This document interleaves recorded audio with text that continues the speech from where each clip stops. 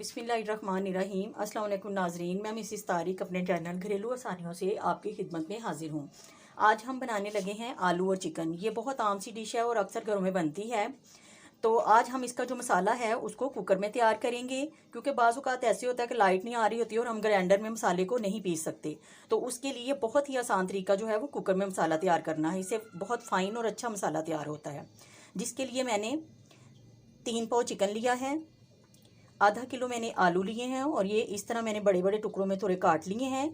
2 दरमियाने size के प्याज, 2 दरमियाने size के टमाटर और एक पूरी गट्ठी जो लहसुन की है बड़ी वाली वो मैंने छील ली है। ये 1 इंच का टुकड़ा मैंने अदरक का लिया है।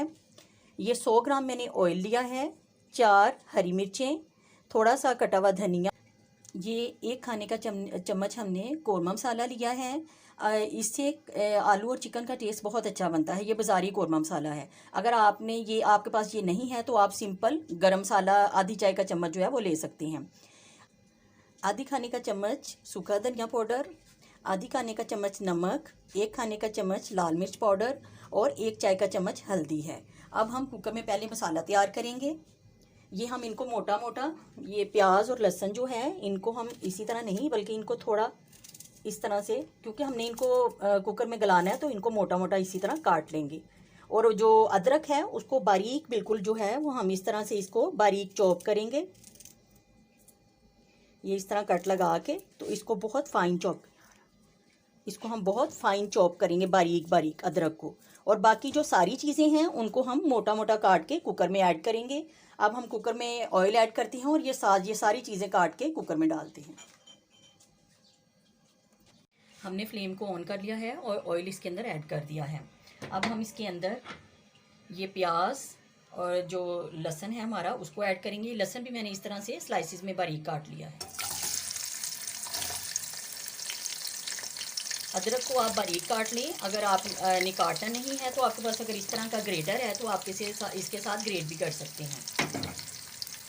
ये हम सारी चीज़ें इसमें डालेंगे और इनको थोड़ा सा फ्राई करेंगे।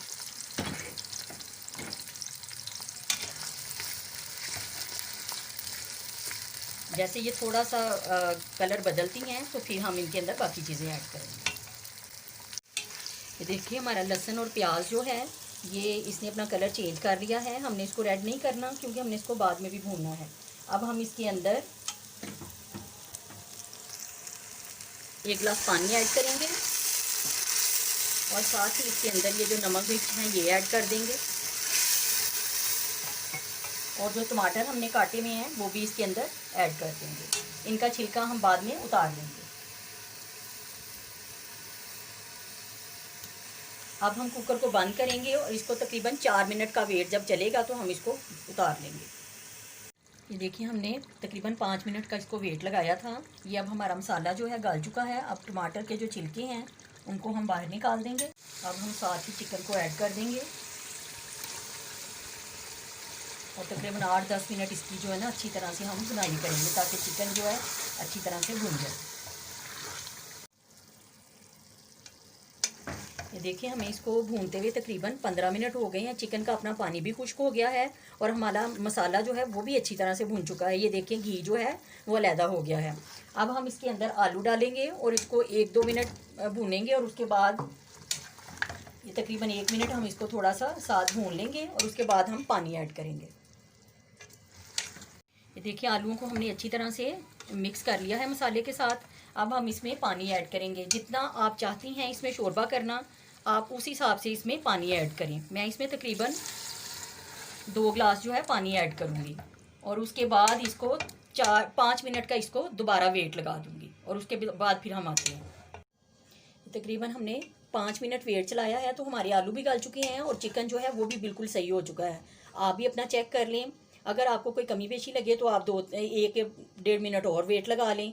और इस वक्त नमक आप लाजमी चेक किया करें क्योंकि मैंने इसमें नमक कम डालती हूँ। आप अपने टेस्ट के मुताबिक और ऐड कर लिया करें।